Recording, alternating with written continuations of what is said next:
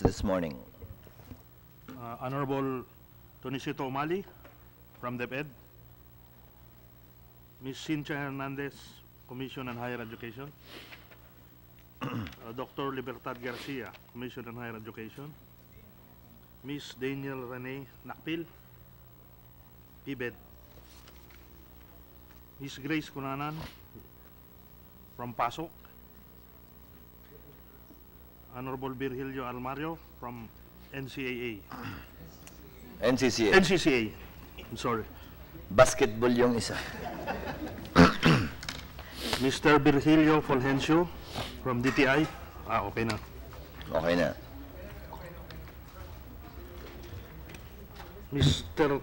Chris Miliado from Cultural Center of the Philippines. Good morning. Anong PIBED? Philippine Business for Education. Saan ka naman? Sa Makati po yung office po namin. No, saan yung, what bill? Actually, I was sent po to observe po and to comment po on any of the bills po. Okay. Feel free. Chad, ma'am. Mabilis na tayo Simple naman tumatay. Let's start with the agenda. House Bill number 570, sent to us by the House of Representatives. An act renaming and converting. May we hear from the Chad, ma'am? Papalitan nila yung pangalan. 5780. And they will change the mandate. A pleasant good morning to all and our Yes, chairman. Regarding the comment or the renaming of Don Honorio Ventura Technological State University in the municipality of Bacolod, province of Pampanga as the Don Honorio Ventura State University and expanding its curricular offering, amending for the purpose Republic Act number 9832 entitled an act converting the Don Honorio Ventura College of Arts and Trades in the municipality of Bacolod, province of Pampanga into a state university to be known as Don Honorio Ventura Technological State University and appropriating funds therefore. The CHED stand regarding the renaming of the school. Actually, CHED has no objection about it, except that they have some comment also, particularly on the president's position. In here, we would like to add some of the comments that we prepared regarding the, first on the curricular offering. There is no mention that the Don Honorio will offer technical vocational courses. Currently, Don Honorio is offering technical vocational courses and ladderized programs in Bachelor of Science in Industrial Technology, BS in Information Technology, and Bachelor of Technical Teacher Education. If Don Honorio does not have the mandate to offer technical vocational courses, Don Honorio cannot offer the said academic degree courses as ladderized program. That's one comment.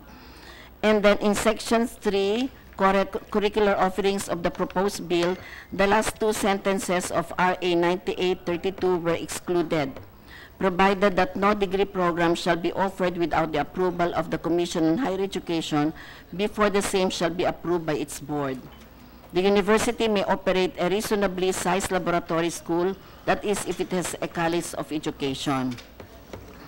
To ensure that the students of Don Honorio are provided with high-quality degree programs offerings, we also would like to suggest the inclusion of the following sentence. The university shall ensure that the degree program offerings follow quality standards by complying with the minimum requirements for each degree program as stated in the policy standards and guidelines of the Commission on Higher Education. I agree, but with respect to your first comment, ma'am, yung inclusion of technical vocational, do you have wordings to that effect already, amending section 2? Okay. Do you? We can submit. We can submit. Draft it now and give it to him later. Have someone draft it now and give it to him later. Yes, sir. Any other suggestions? On the university president of the proposed bill, Saan mo nakalagay, ma'am? in section 5, Ma'am, hindi. In Section 5 ko dito is effectivity na. Okay. I think there was a comment here about the president to be the first president. At the moment, the school will have to change its name. We have a suggestion for this. Wait, ma'am. There's no provision with respect to the president with respect to this bill. Okay. Okay. Yes, sir. Probably a different bill. Different? Yes, sir. Different, not this one. So all of those are your suggestions? Yes, sir. Chair agrees with the points raised by the Commissioner of Education. Secretary is hereby ordered to incorporate the proposed amendments of the CHED to House Bill number 5780, subject to style, plus the one with respect to the inclusion of technical and vocational courses, so as not to hamper or affect the existing enrollees who may be graduating in the next couple of years from this particular school. So ordered, and after incorporating the same, Chair hereby instructs the committee secretary to prepare the corresponding committee report as the same is approved as amended. So ordered. Item number 2,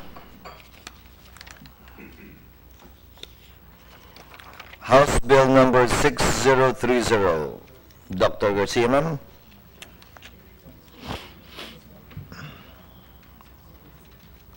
Cebu.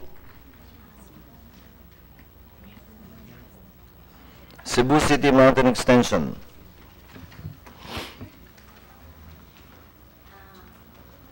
Mr. Chair, we will be submitting our official stand or position regarding the integration of the Cebu City Mountain Extension Campus as a satellite campus of the Cebu Technological University. We still need to review the purpose behind the integration and also the feasibility of integrating the Cebu City Mountain Extension Campus to Cebu Technological University. Ma'am, hindi kayo inimbitahan sa house? Wala po. Hindi. Bakit? I presume when they heard this, they invited the CHED and you took your comments. I'm sorry, sir, but we were not part of that invitation. You were never called to the house when this bill was heard?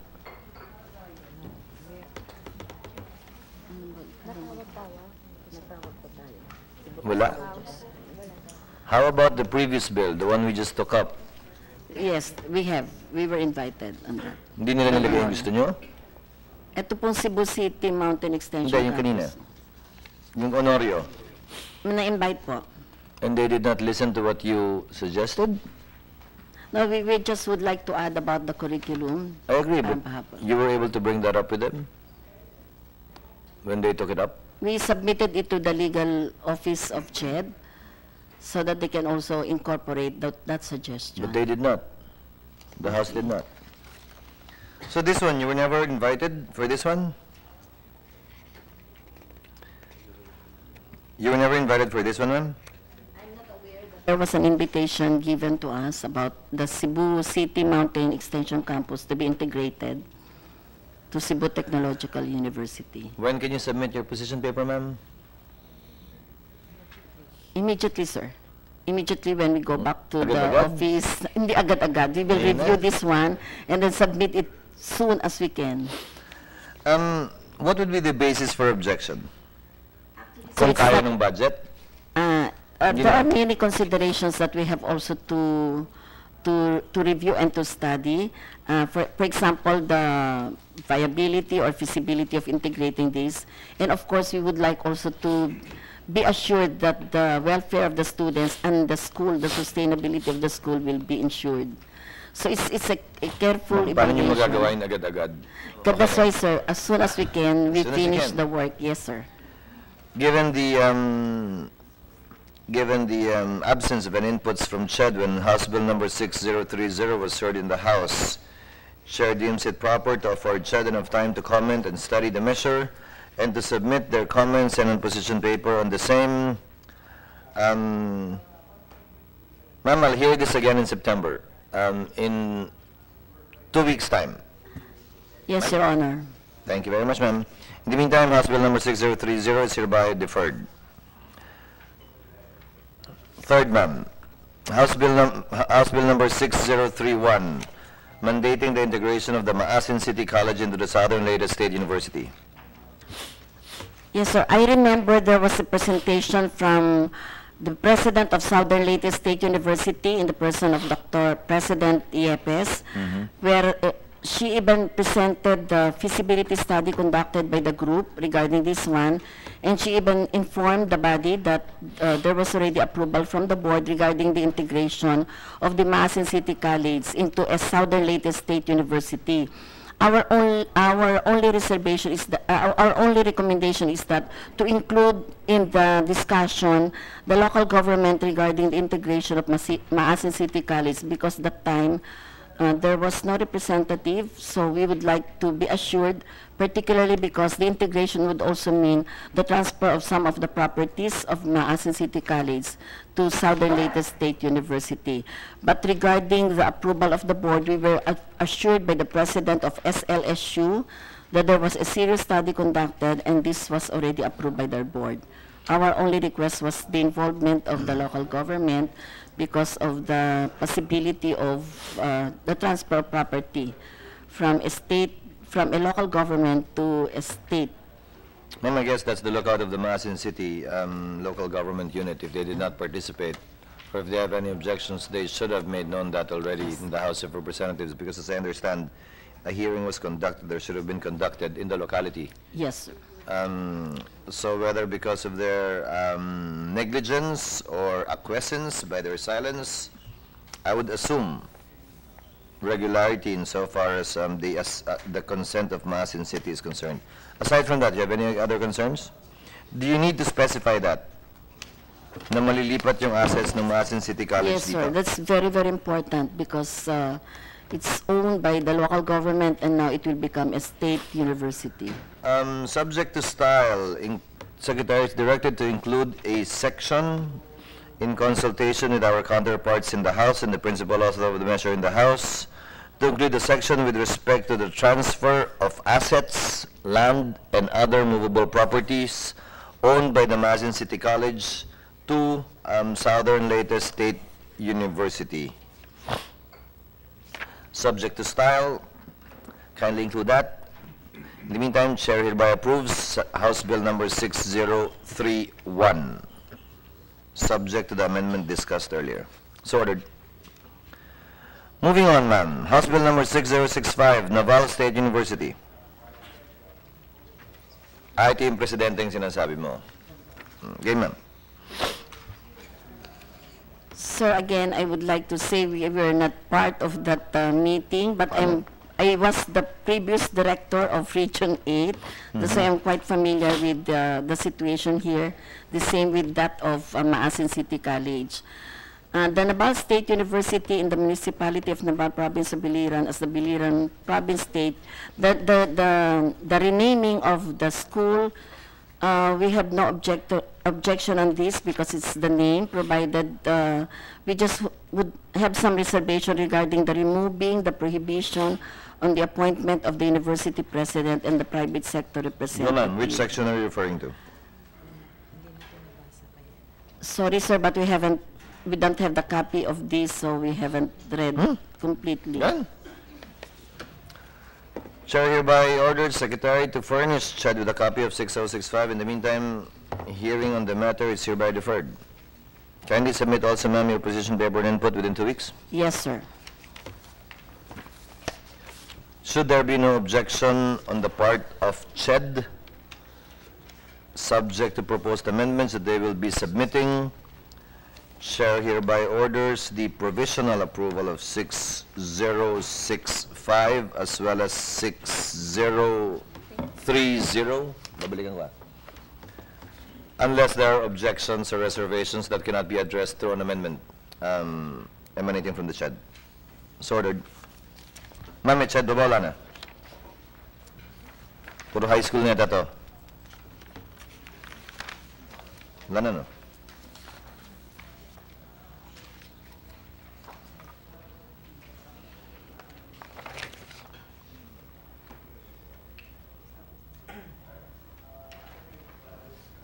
Wala na, ma'am.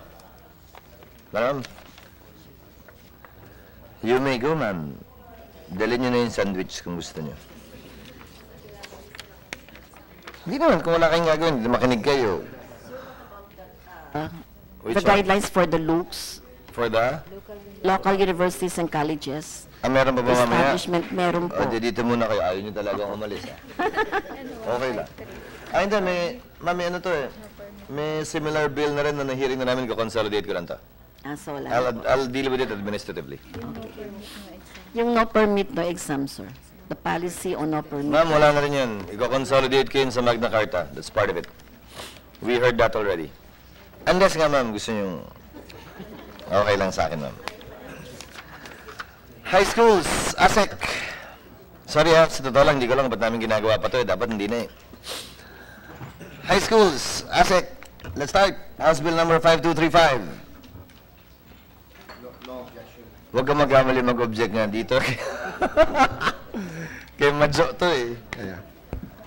You've read it, you're familiar with it, no objections, subject to appropriating funds for it in the GA. Right? Yes. And if we could make an omnibus manifestation, course. Your Honor, please, that with respect to House Bills 5235, 5756, 5803, 6, no, not that, Your Honor, please, 2508, Hold on. Okay.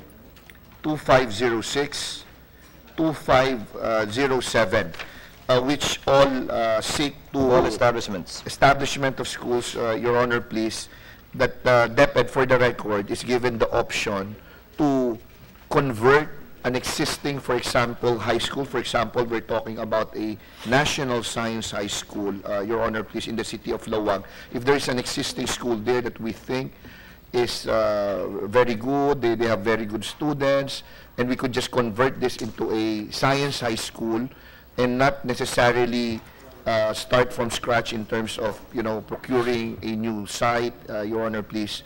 With that being, put part of the records, that the intent of this law is that really to establish literally a new school, Your Honor, we should be okay. Question. What's the difference between a national high school and a national science high school?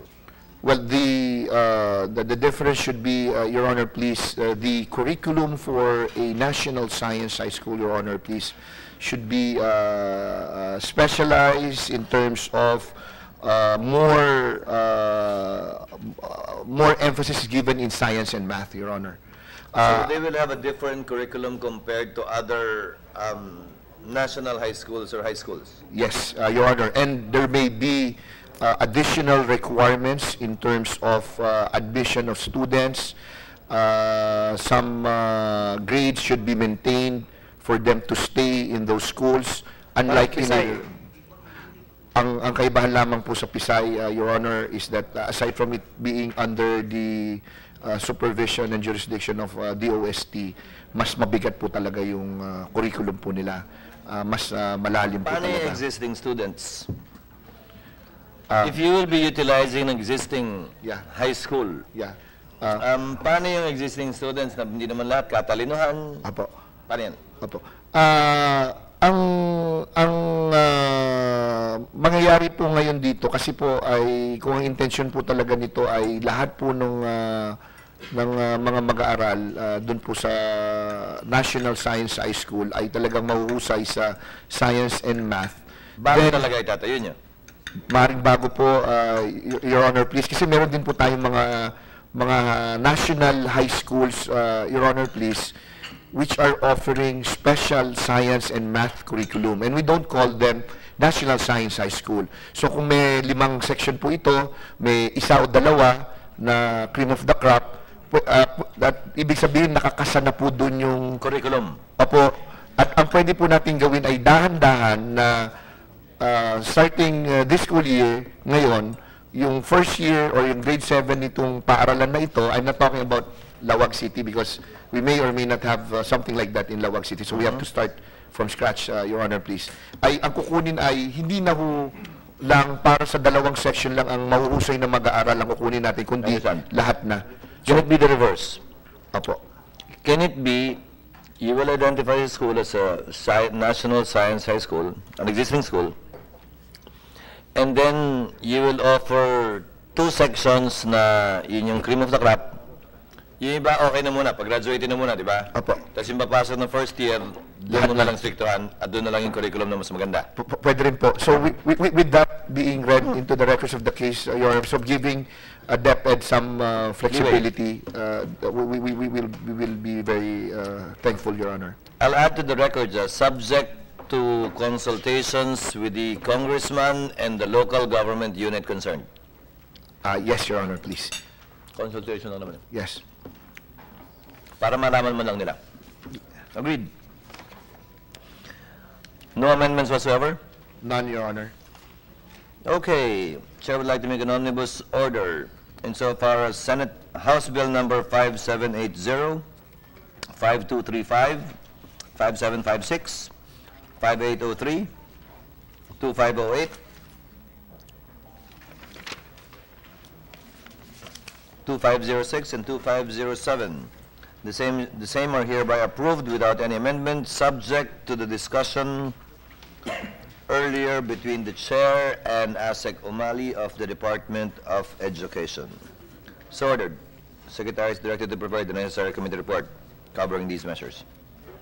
And as requested by Senator Dulon, can you include the original House bill in the committee report as an annex so that he can see the explanatory note whenever I insert for the record the explanatory note as the sponsorship speech of the measure?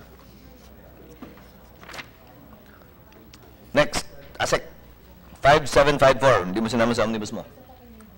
Because 5754... Separating. Your Honor, May omnibus ka ba sa 5755... lahat ng separating? We should be okay, Your Honor, because we double check can we request again the House, Your Honor, please, like a certification that they have they should have this, Your Honor, please. Dahil lahat naman po nung nakita ko po tayo, I'm kind of familiar with this. They complied with yung basic requirement po na may deed of donation, na yung lupa, na sinasabi po natin na yung dating annex ay gagawin na hong regular school. Resolution from the LGU, contract of use of rock, if that's Presume meron to sa baba. dapat po. Pero can we, unless we're doing it na po, Your Honor, can we make that as Did they submit it? Comsec? Wala. Wala silang sinabit sa amin. Oo. Di maski certification na lang, Your Honor, please. Certification nino? ng committee house secretariat that they have all this paperwork with them. You wouldn't know. Well, I should know, Your Honor, that they did. But baka bigla kasi ang dami po nito, Your Honor. I need to go over. At saka may sinabi po si Sir na idagdag. Yung unang binigay po sa amin. Teka, so lahat ng separating. Yes, Your Honor. Lahat na ng separating, ha? Apo. Your Honor, maybe what this representation is trying to say is that we have a list of bills. Yung po na-confirm po namin na okay po yon. But this morning, may naidagdag. So, hindi pa po namin... Alin lang yung nadagdag? If we may ask the committee secretariat, please. Dun sa... Alin yun? Which ones? Give me the house number. House bill number. Do you have your own list kung ano yung sure kayo? Outside of sa nadagdag? Yes, Your Honor. 5754. Okay. 5755. Yan yung meron kayo na sure ka na okay, ha? Apo. 5757. 5758. That should be it, Your Honor. That should be it. Okay. Okay, Chair-like will make an omnibus order again. Insofar as the following House bills are concerned, House Bill number 5754, 5755, 5757, 5758 are concerned.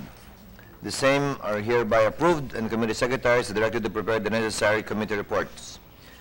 Now, insofar as the following House bills are concerned, House Bill number 6099, 6100, 6101, 5550, and 6103.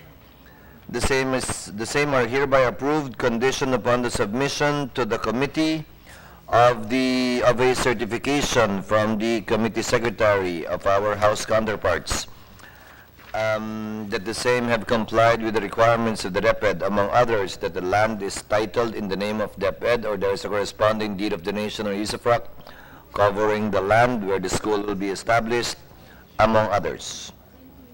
Sorted. 6081, Isaac, changing the name.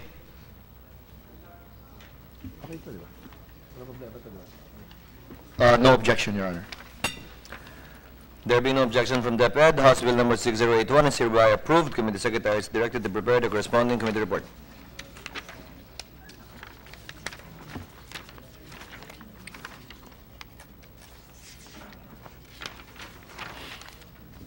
House Bill number 3438, Elementary School in Valenzuela City. Uy, papangalan nila kay Tony Serapio. This is not part, Your Honor, please, of the original list of bills to be considered. So if we could make that same manifestation, Your Honor, please, subject to the... Conditioned upon. Yes, Your Honor. Okay, so far as House Bill number 3438 is concerned, the same is hereby approved, conditioned upon a submission by the Committee Secretary of our counterparts in the House of a certification that they have complied with all the requirements for the establishment of a school, and the documents are in hand with them insofar as such compliance is concerned. Sorted.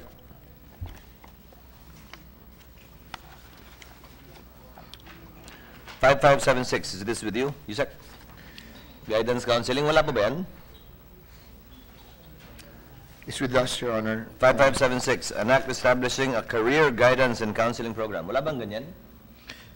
Wala pa pong ganito, pero ang mayroon po tayo, Mr. Chair, ay a provision or two provisions under the K-12 law which mandates DepEd to Kasi may implement 11-12 kayo, may tracking kayo, di ba? Apo, a career guidance advocacy program guiding our students, among others, which track that they may take, and embarking on career guidance advocacy activities, Mr. Chair. And Is that an office or a program?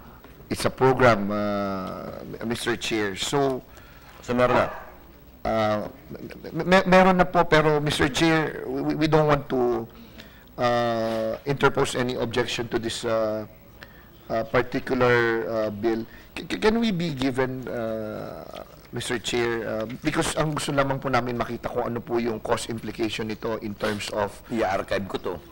Wag po, Mr. Chair, dahil si Congressman Nograles pa po ata ang at si committee chair pa po ata. Eh ano naman ngayon? Just give us, Mr. Chair, we just would like to make sure that yung staff na complement na hinahanap po nila is doable, Mr. Chair. Eh kung siya nga, APRO, hindi niya kinonsider yun eh.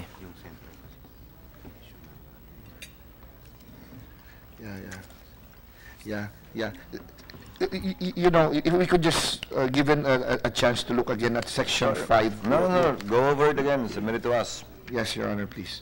House Bill number 5576 is hereby deferred until such time that the DepEd shall have submitted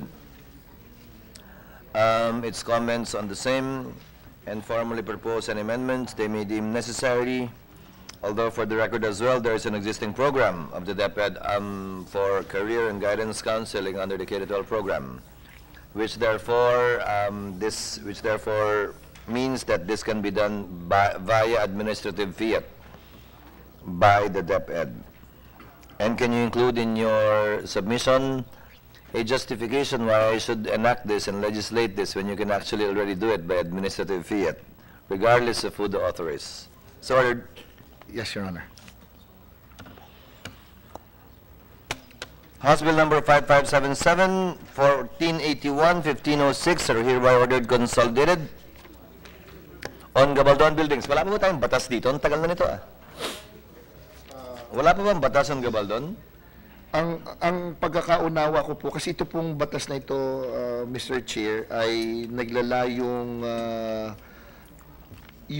pag-conserve, pag-rehabilitate, Kami, we're not touching it anymore for the longest time, for the past 15 years. Opo.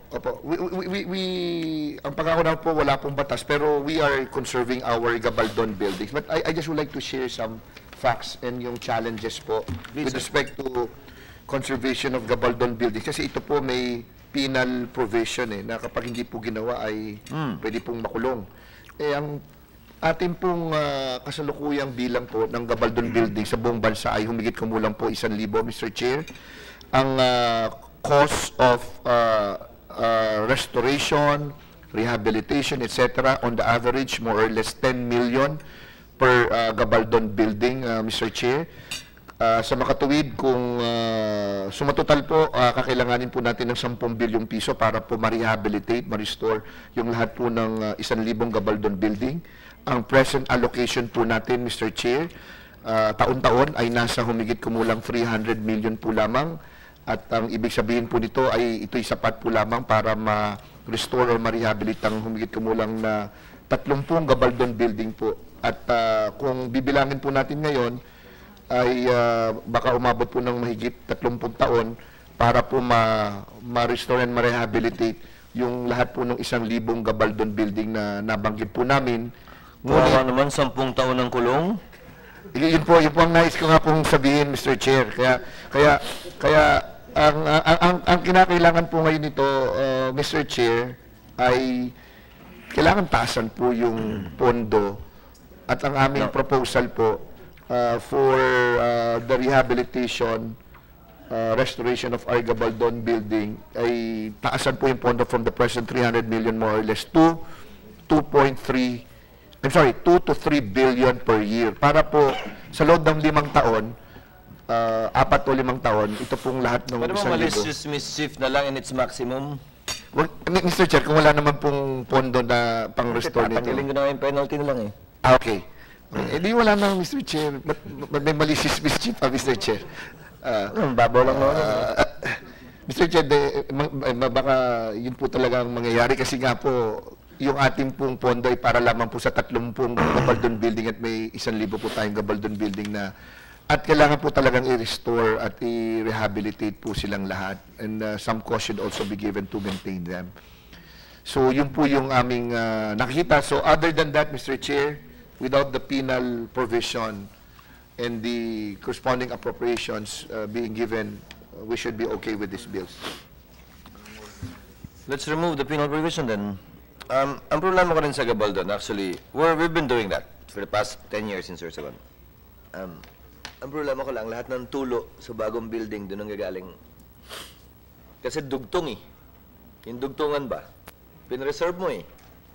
Kahit anong repair mo sa building mo, kung ipe-preserve mo yung facade ng Gabaldon, may dugtungan at dugtungan talaga eh. Anyway, may mga sinasabi ko lamang po, Mr. Chair, pero hindi naman po ito yung sinusulong ng kagawaran, na sinasabi na baka pwedeng ibaba yung dami nung Gabaldon from 1,000 to 300. So ang ibig sabihin po nito ay yung 700 ay will be totally replaced. Kaya lamang may batas po na nagsasabi, Mr. Chair, na itong mga building po kasi ito are considered heritage buildings at hindi po, at kailangan po, but when I say that... Cheryl Mario, wala na lang penalty? O gusto niyo ng penalty?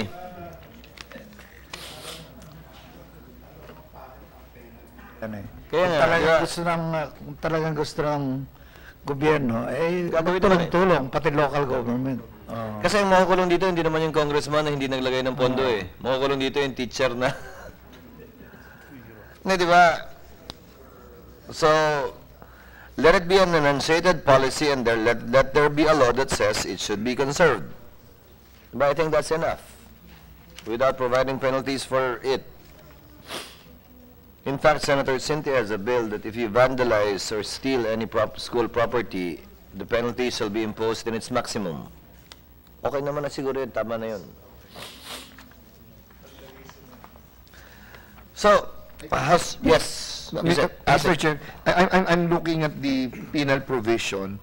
Ang kanila po palang pinipenalize rito yung unauthorized modification, alteration, or destruction. Baka ito po, basta nagkakaunawaan lang, I'm going over each bill right now. Baka may makalusot dito na yung hindi pag-comply Sa pag So pag-budget lang ba yung naalala mo? yun po ang ipipenalize. Pero yung kung sila po ay ang ipipenalize po lamang ay yung mga Pati yung school head, ipipenalize pag hindi sila nag-report. Non-existence of any structural damage. Ako yan, yung mga ganyan, Mr. Chair. But how will the principal know if there is a structural damage to the Gabaldon? Hindi naman siya engineer. Just something, Mr. Chair. Yes, sir, please. Baka pwede involve natin yung aming heritage section dyan. Huwag muna natin pag-usapan. No, kasama kayo. Oo. Kasama kayo sa pag-identify at conservation mismo. Pero yung reporting, pinipinalize nila yung teacher na walang sweldo ng 6 na buwan pag hindi nag-report kung may damage. Yeah. Baka hindi ganon. Yeah. O, yun na lang tanggal natin. Yeah. The omnibus manifestation, therefore, Mr. Chair, is provided that the penalty shall be confined to those persons who shall abet or cause the unauthorized modification, etc., destruction, demolition of Gabaldon buildings. We should be okay with that penal. Tatanggalin yung second paragraph, therefore. Opo. Sir, it's actually covered by our Heritage Act. That kind of provision. If Gabaldon buildings are considered or as presumed heritage, merong ano doon. May penal clause na ba kayo doon? May penal clause na doon. If they're considered as what? How do you phrase it, sir? That if the Gabaldon school buildings are? You know, Mr. Chair, meron nga po yan, Mr. Chair, doon, kasi ang yung batas na tinutukoy po ni Ginong Almario po ay kapag dineklara ang heritage building ito at ito po'y ginawa itong mga bagay nito, maaari po silang makulong. Hindi lamang po natin alam kung pareho po. Then why can't I declare all Gabaldon buildings as a... What do you call it? Again, what's the phrase? I cannot remember now the exact phrase. Yeah. It's something like a heritage building or heritage structure. Yes, Mr. Chair. Mas maganda po yan, Mr. Chair. O, depaltan natin to. Let's consolidate all the bills and let's change the title to include that in the coverage. Now, if that is a heritage building already, there's a penal clause for any alteration, etc. without your consent, right? Yeah. So, pwede ko nang tanggalin yung penal clause dito by simply declaring Gabaldon buildings as such. Yeah. Along those lines? Subject to the discussions, the House and Senate bills earlier mentioned on Gabaldon buildings are hereby amended to reflect the changes discussed by the Chair, among others, to simply recognize, consider, and include Gabaldon school buildings as part of heritage buildings in accordance with Republic Act number... the Heritage Law, and to remove section... to remove the whole of Section 5 on penalties because it's already covered by the Heritage Act, found in page 3, lines 13 to 29, to delete the same. So ordered. The same is hereby approved as well after consolidation and inclusion of the amendments subject to style. An act to harmonize legal education. Meron ka ba dito yung secular na? Pero kasama po siya, Mr. Chair. Hintayin mo na. Hintayin mo na nga. Nasaan yung kay Laila? Ayun, 1498.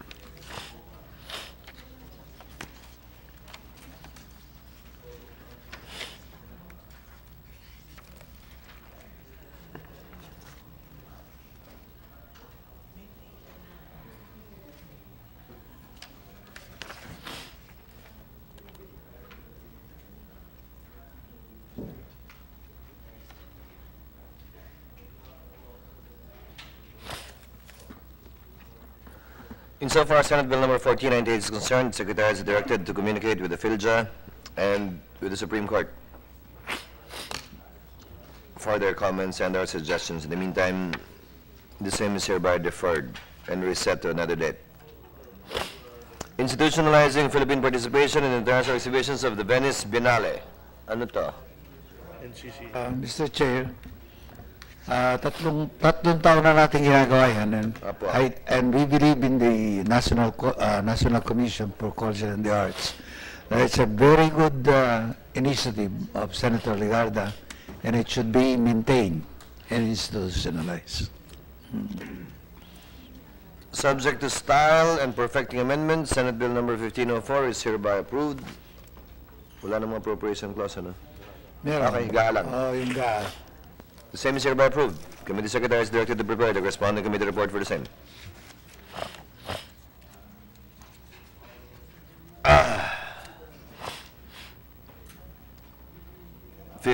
1539, an act designating the national music competitions for young artists as the National Youth Development Program for Music, the final... Sino? Yes, Mr. Lucas, Dr. Lucas. Ano to? Anong kasaysayan Good nito, morning. kabuluhan nito?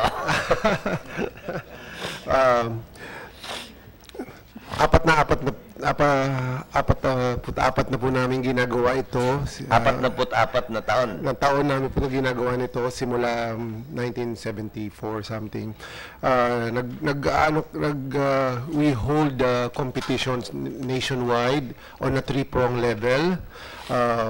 First level, and then we go around the Philippines sa second level for semifinals, and then the final sa CCP. Para siyang festival. We cover practically all the media in the music, performing arts, including the indigenous and traditional music, Ano to, parang Philippines music. Got Talent?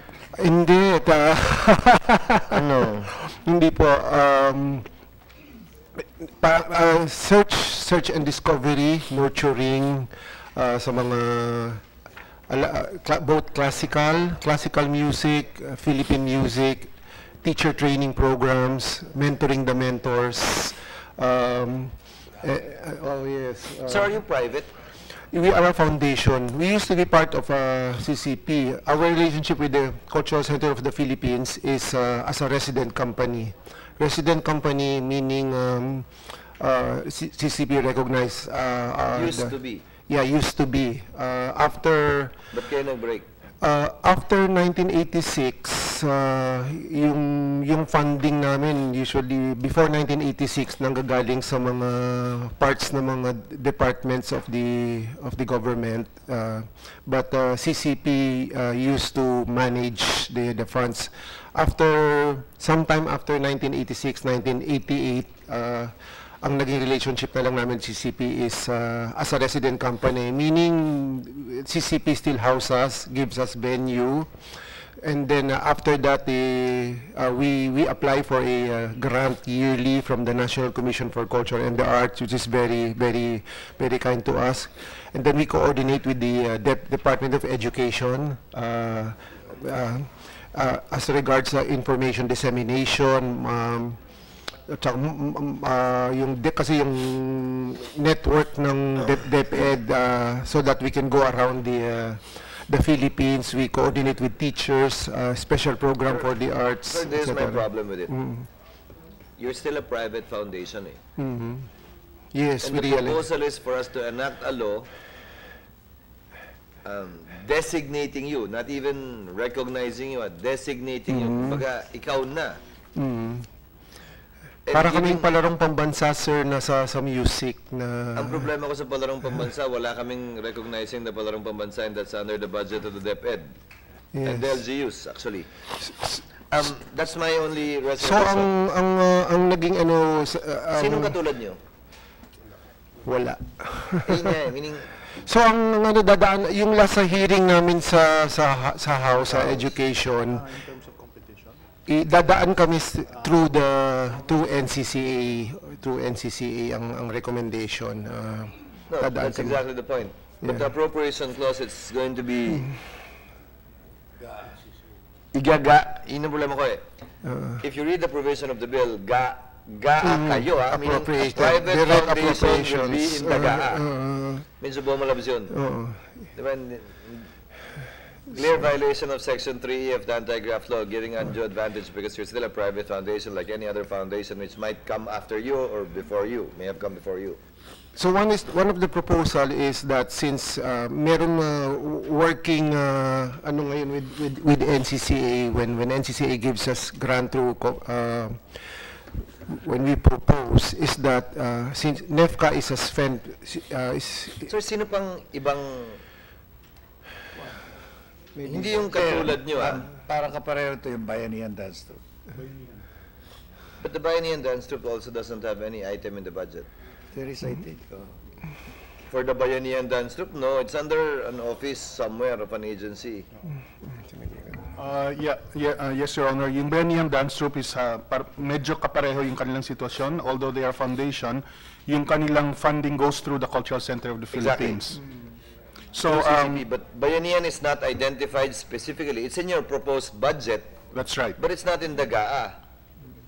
The word Bayanihan is not in the GAA. Is it? No. No, it's Yung not. through the Cultural Center, parang You ask us for a budget and we ask you where will you spend it, how will you spend it, and you saw your allocations, di ba? Ganun. yeah, it's channeled through the budget of the Cultural Center of the But is Philippines. there a law designating the Bayanihan As the national company, yes, sir. as the national company? Yeah, National Folkloric Dance Company. In fact, it's known as the Philippine National Folkloric Dance Company. But what about this one? It's competitions. Yes, ang special quality siguro nitong National Music Competition, it started with the CCP. In fact, it was founded by Lucrecia Casilag. And then by 1986, in the move to manage all the different resident companies at dahil sa challenge nga of the very limited budget ng CCP, it was thought na to free these resident companies so that mayroong participation yung private sector. So mula 1989 ang nangyari ay ang support ng CCP ay through mostly non-cash. We give them a subsidy, a very minuscule subsidy of 150,000 pesos a year. Pero most of the support comes through non-cash, through offices, and so on and so forth. But we fully support this move dahil NAMSIA remains to be the only program of its kind, and many of our artists have moved on to become our major players. Performing arts came from them. And in fact, they're the only program of this kind in the whole of Asia. Sinusundan yung kanilang, so while they're very much recognized, they're very much under funded. Who's running it? Right now, it's Renato Lucas. I am running it, sir. No, the National Music Competition for Young Artists is a program. It's not the foundation. It's a foundation, sir, also. Carrying the same name? Yes. Yes, Your Honor. No, but if you read it, designating the National Music Competitions for Young Artists as the National Youth Development Program, it's not the foundation. This is not the full name of the foundation, I'm sure. Adi may foundation dapat to. No, I'm clarifying. Who are we designating or recognizing? The program or the foundation? The program. Exactly my point. Yeah, the program. And then when we recognize it, actually I'm averse to using the word designating, but if we recognize it, therefore, what will be the effect? If there is a law recognizing it, what will now be the effect? Will that give you more basis to ask for funding? Yes. Because I can't appropriate funds directly to you too. Yes, that understandably, Your Honor. Well, right now we exist on the strength of an executive order. So if we are, I'm a EO. yes, we have an EO. So if we have a if we are recognized or designated, then the continuity of the program. When I mean continuity, the support of the Cultural Center of the Philippines, the grants that we get from the NCCA, the support of the institutional support of DepEd, and then also the CHED and the local government will be institutionalized. I agree. Yeah. Kung yung binini nga ni Chairman Almari, nare-recognize natin eh. Yung local pa, hindi naman atin yun. Share hereby orders the following amendments to be incorporated in Senate Bill number 1539 to change the title to an act recognizing and institutionalizing the national music competitions for young artists as the National Youth Development Program for Music and for other purposes. And in section 9 thereof, it should read, subject to style, the amount necessary to carry out the purpose of this act shall be included in the Annual General Appropriations Act under NCCA or CCP? Ikaw, hindi pa nga basado, nagtuturoan na kayo, lalo na kung basado na to. Hindi, kaninong office naka-attach? In the budget, in the Annual General Appropriations Act of the NCCA, to carry out the purposes of this ACTA, the recognition and institutionalization. Again, we're institutionalizing and recognizing the program. Whoever may run it, if it's a different foundation or a different person, but it's the program that we're recognizing. It so happens that you're the one running it right now, then ikaw yun. Pero kung dumating yung panahon na hindi na ikaw o may ibang foundation, quote-unquote, na mag-take over, it's still the program that we're recognizing and institutionalizing. Mr. Chair. Yes, as I... maybe I'm talking because we also support NAMCIA by issuing memorandum to support all their activities. But, I just would like to make this manifestation. If you look at Section 4, the problem with this bill, I have heard them talk about NAMCIA, and the problem is they interchangeably treat NAMCIA as a program and then later on as like a body or an institution which can perform an act. For example, in Section 4, here, during the first portion talks about program and then later on... Asan yung page 3 nito? Kulang ako. This one is at page 2, Mr. Chair. Then page 2 at page 4 to. Then it talks about, Mr. Chair, NAMCIA, obviously, as a body which can discharge some roles and functions. Go ahead. Maybe that's what I'm trying to say, Mr. Chair, because I get what the Chair is trying to say, that what we're trying to institutionalize here is the program, and it does not necessarily mean that we are designating a particular institution or body or organization to implement the program.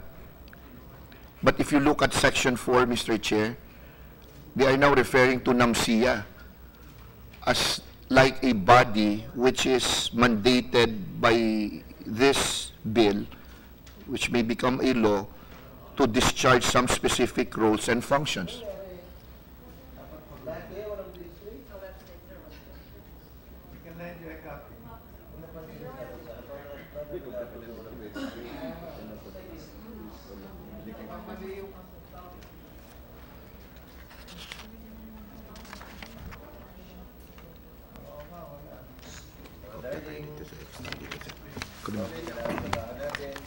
Kahin niyo yung page number.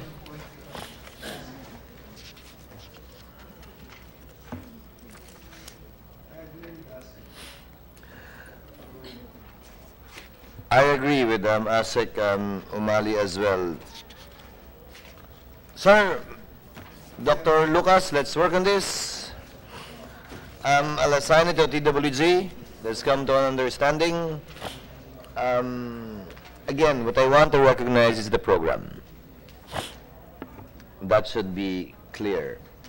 Now, whoever is leading that program under NCCA, if you have proprietary rights over it, sa inyo na yun, nasa inyo na yun.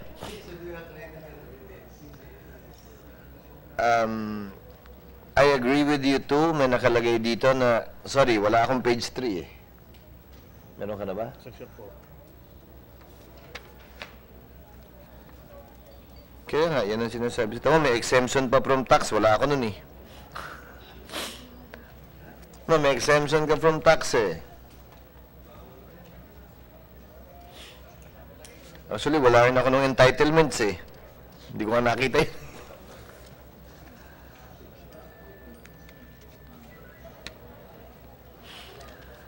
No, this already recognizing the, you know, sorry, Sarah. The closest one I know with the charter, if we're giving it to an organization, would be the Girl Scout of the Philippines and the Boy Scout of the Philippines. Meaning, diba, I'm not aware in my 20 years, but I may be mistaken, that we have given this to any foundation other than those two, Girl Scout and Boy Scout. So let's distinguish between NAMCIA as the foundation and NAMCIA as the program. I have no reservation or objections about recognizing the program, but it seems with the missing page that I saw just now, it's NAMCIA, the foundation itself, that the bill seeks to give recognition to. Kasi may tax exemption na yun. Sorry, hindi ko nakita to. Wala sa akin to eh. Pacheck ko naman sa secretary palagi na hindi kulang yun na sa akin.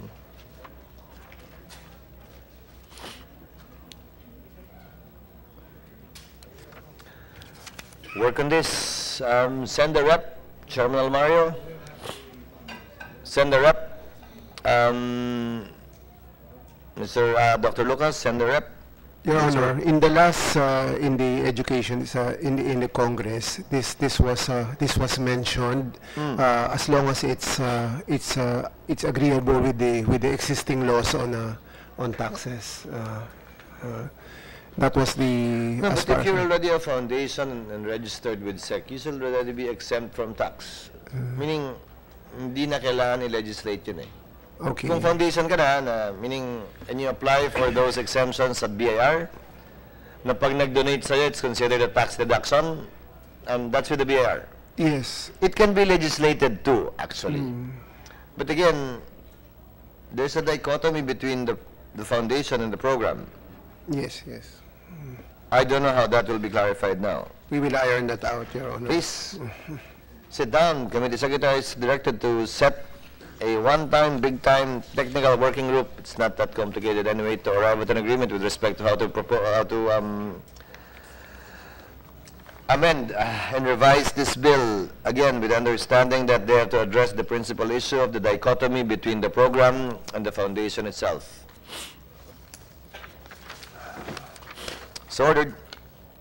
Thank you, Yusek. Mali. Thank you, Your Tayo. Honor. Puro ito administrative, di ba? Senate Bill number 1497 is hereby ordered consolidated with Senate Bill number 435 and 1080. Senate Bill number 1488, ordered consolidated with Senate Bill number 325. Senate Bill number 1480, hereby ordered to be consolidated, and 1525, ordered to be consolidated or taken into consideration with Committee Report number 82, Senate Bill number 1536, consolidated with Senate Bill number 722 and 1235 in the Magna Carta of Students' Rights, House Bill number 5686 is hereby ordered to be taken into account with Senate Bills number 865, 304, and 404, which was recommended to be sent to the archives. Diba? Yes, sir. Antay, no permit, no exam. Wala siyang antay.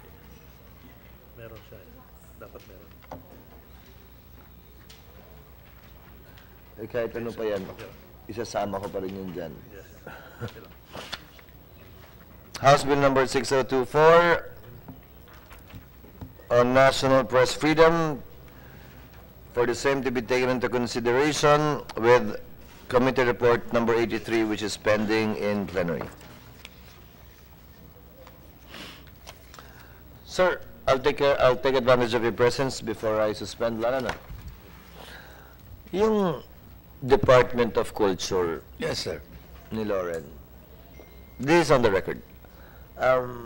DOT expressed reservations about some of their offices being placed under the proposed Department of Culture.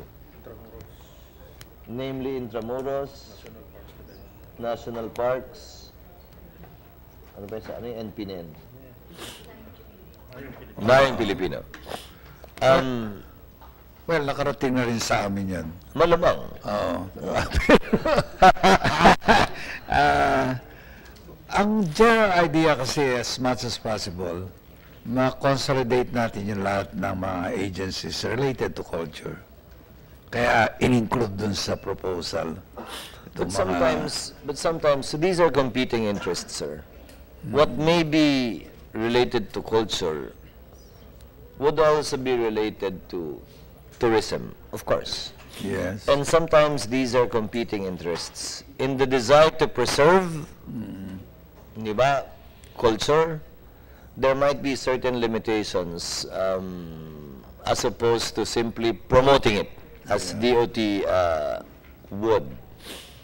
Di ba, baka mamaya marami nang bawal bigla.